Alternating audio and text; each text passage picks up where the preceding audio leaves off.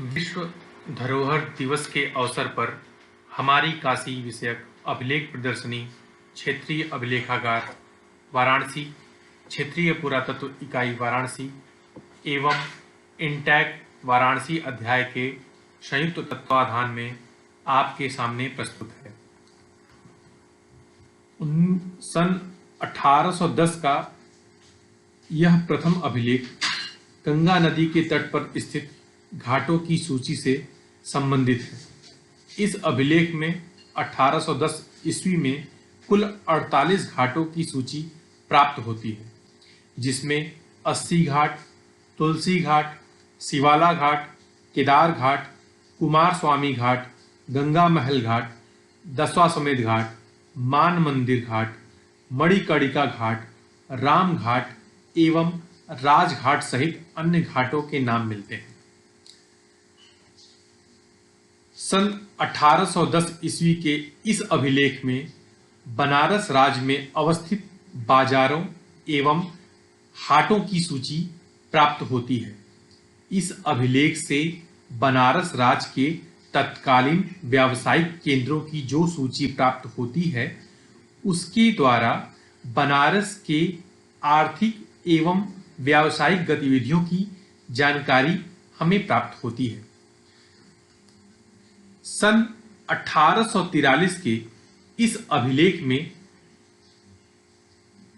वाराणसी के गोदौलिया के विकास पर तत्कालीन सरकारी योजना पर प्रकाश डाला गया है। इस अभिलेख में गोदौलिया नाले को समतल बनाकर दशाश्वमेध घाट की तरफ जाने वाली सड़क का निर्माण, सड़क के दोनों तरफ दुकानों का निर्माण तथा जल निकासी के आधुनिक सीवर का निर्माण किए जाने की बात की गई है। रिपोर्ट में सीवर, दुकानों की डिजाइन आदि बातें भी सम्मिलित हैं। यह एक महत्वपूर्ण अभिलेख है जो काशी के आधुनिक स्वरूप की ओर ले जाते हुए इतिहास को प्रस्तुत करता है। हमारा चौथा अभिलेख 15 जून 1867 ईस्वी के से संबंधित है। इस अभिलेख में संस्कृत कॉलेज बनारस, वर्तमान के संपूर्णानंद संस्कृत विश्वविद्यालय में संस्कृत भाषा के अध्यापन के बारे में जानकारी प्रदान करता है। इस अभिलेख में आर सिम्पसन ने बनारस के आयुक्त को लिखे अपने पत्र में बताया कि संस्कृत अध्ययन अध्यापन को दी जा रही सरकारी सहायता को कम करने के स्थान पर लेफ्टिनेंट जनरल का विचार देसी भाषाओं को प्रोत्साहित करने का है।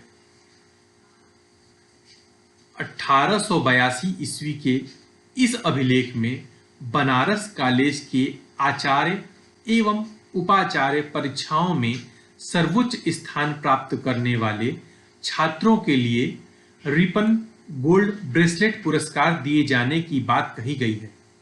साथ ही वायसराय ने ज्ञान के इस प्राचीन केंद्र बनारस में संस्कृत शिक्षा के प्रोत्साहन के लिए किए जा रहे प्रयासों की सराहना की है। हमारा यह छठवां अभिलेख 1911 ईस्वी का है।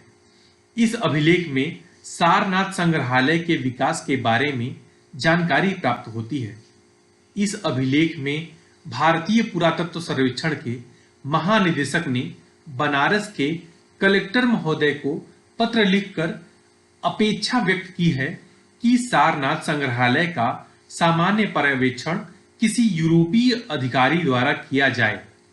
साथ ही यह भी अवगत कराया है कि एक गाइड तैयार कराई जाए जिससे भविष्य में चौकीदार का सहयोग आवश्यक नहीं होगा।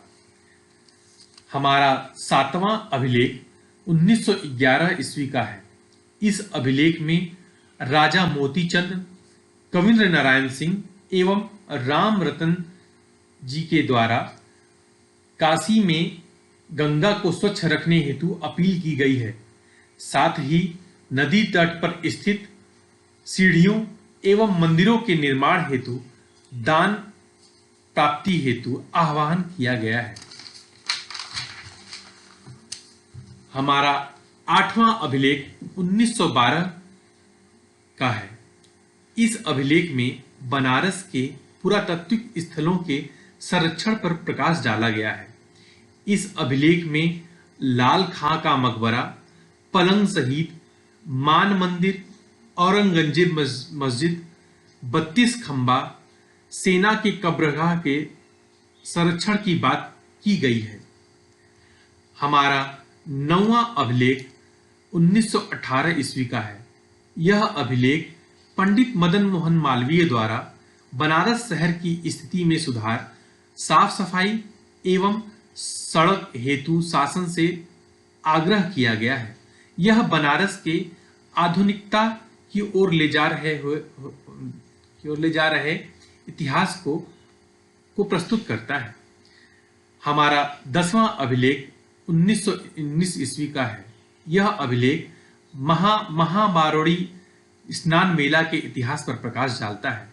इस अभिलेख में मेले की ऐतिहासिक महत्ता पर बात की गई है और साथ ही मेले के सुव्यवस्थित आयोजन हेतु पुलिस, रेल एवं मार्ग व्यवस्था हेतु निर्देश भी शामिल है। 1924 का यह अभिलेख जिला मजिस्ट्रेट बनारस के द्वारा कमिश्नर बनारस मंडल को लिखा पत्र है, जिसमें शीतला घाट, बाला घाट, गाय घाट और माता घाट के जीर्णोद्धार एवं दशाश्वमेध घाट के लघु मरम्मत हेतु 38,000 रुपए की मांग की गई है। हमारा 12वां अभिलेख 20 अगस्त 1926 का है। यह अभिलेख काशी अनाथालय से संबंधित है, जिसमें जिलाधिकारी बनारस द्वारा रानी साहिबा औशानगंज एवं कुंवर केदार नारायण सिंह के द्वारा काशी अनाथालय को 1 लाख रुपए अनुदान देने की सूचना कमिश्नर बनारस मंडल को दी गई है और तत्संबंधी स्वीकृति की मांग की गई है। हमारा 13वां अभिलेख 1931 ईस्वी का है। इस अभिलेख में वायसराय लॉर्ड वेलिंगटन द्वारा काशी नरेश प्रभु नारायण सिंह की मृत्यु पर शोक जताते हुए राजा आदित्य नारायण सिंह को उत्तराधिकारी के रूप में स्वीकार किए जाने की बात कही गई है। हमारा 14वां अभिलेख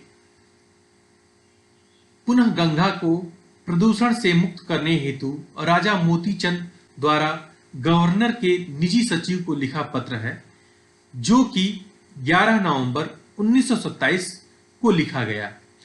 इस पत्र में राजा मोतीचंद गंगा घाटों के निर्माण एवं स्वच्छता हेतु सरकार का ध्यान आकर्षित करते हैं।